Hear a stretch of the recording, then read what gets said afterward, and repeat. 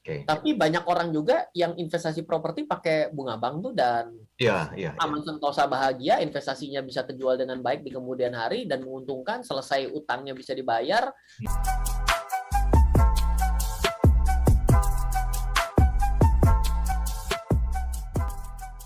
Saya masih bingung Mas Ryan tentang pentingnya untuk menyehatkan keuangan dulu. Ternyata banyak orang juga yang rela untuk ngutang hanya gara-gara mereka ingin investasi. Nah, poin pertama yang ingin disampaikan adalah bagaimana dia membalikan modal utangnya itu. Ternyata bisa kok. Nah, ketika memulai untuk melanjutkan investasi, apa yang harus dipahami dan pelajari kemudian?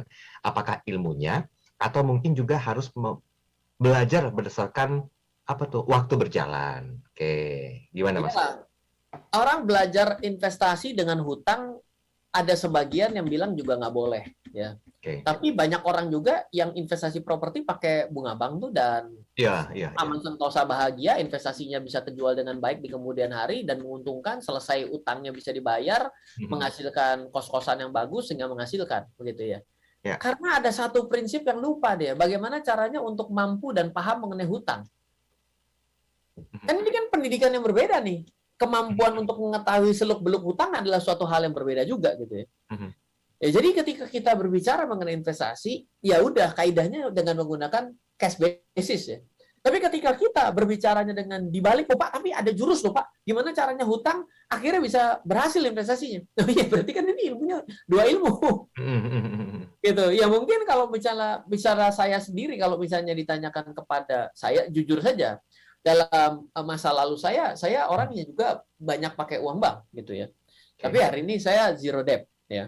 Saya itu benar-benar susahnya mengubah mindset di diri sendiri, sulit sekali hal ini. Gitu. Jadi apakah mana yang lebih enak? Kalau saya bilang ya, orang kenapa berhutang? Hutang itu membuat hidup kita jadi disiplin. Kenapa? Karena kalau orang punya hutang itu dia mau punya kewajiban untuk bayar hutang. Ya, dan tiba-tiba orang jadi lebih hemat, lebih cermat, lebih kreatif karena ada desakan dari hutang.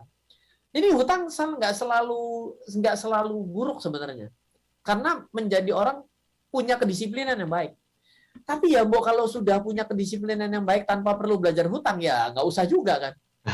Iya, iya, iya. Karena itu punya learning curve yang berbeda tuh. Kisah kasih cerita saya mengenai hutang, wah panjang ceritanya. Itu kayaknya kita juga belum pernah bahas gitu ya. Iya. Oh ya, kapan-kapan kita bahas tentang hutang ya. Yes, boleh, nggak apa-apa. Jadi ketika ditanyakan ke saya, boleh nggak pakai hutang? Boleh, karena banyak yang survive di sana juga. Tapi bagi orang yang ternyata tidak ngerti investasi dan tidak ngerti hutang, repot tiba-tiba hutang untuk investasi. Ini ibaratnya sama-sama memulai dari pihak nol, tapi di dua tempat yang berbeda. Ini mesti mengimbangi kiri dan kanan kan. Bagaimana caranya investasinya bagus adalah kalau hutangnya dibayar. Hutangnya dibayar kalau investasinya bagus. Loh, kok jadi muter lagi? Tadi baru saya mau tanyakan itu Mas Ryan. Nah, gimana caranya untuk bisa menyeimbangkan keduanya gitu? Kan cukup sulit juga gitu ya. Ya, mampu melakukan kalkulasi dengan baik ya atas investasi yang dilakukan. Bisa exit dengan waktu yang tepat. Betul, betul. Kata-kata waktu yang tepat itu kan perlu keahlian ya. Iya, iya, iya. Nah, padahal kita belum jago nih investasinya. Kan lucu juga. Oke. Berarti kalau berhasil sekali namanya hoki. Yes. Karena faktor hoki itu atau faktor luck juga tidak lepas dari sebuah aspek kehidupan ya Mas Ryan ya.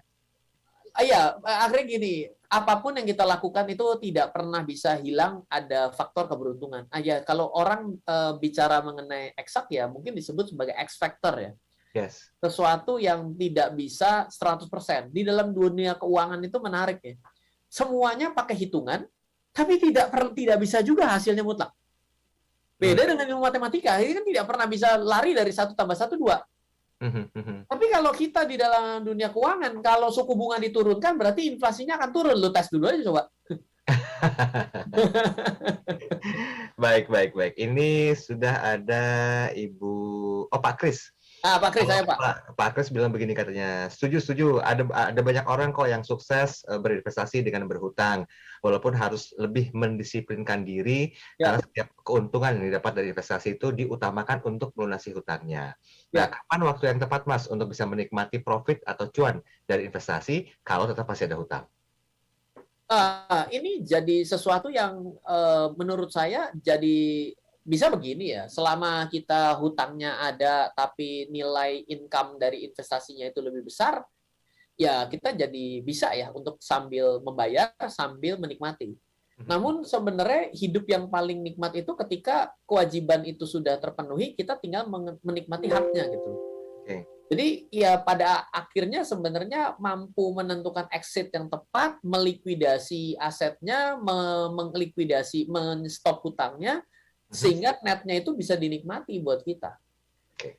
Ada banyak aliran lah. Kebetulan saya mungkin orang yang alirannya zero debt method ya hari ini gitu. Tapi ada orang yang menyatakan bahwa saya adalah orang yang pengecut. Tapi dalam hidup saya mau seberapa jauh lagi? Apakah masa makin tua makin orang yang makin nekat kan lucu ya? Katanya kan orang kalau makin tua harus makin bijak, harus makin hati-hati. Makin tua makin tegas. Jadi nanti masuknya jadi makin tua makin keladi kan repot juga. Nggak usah curhat. Break dulu.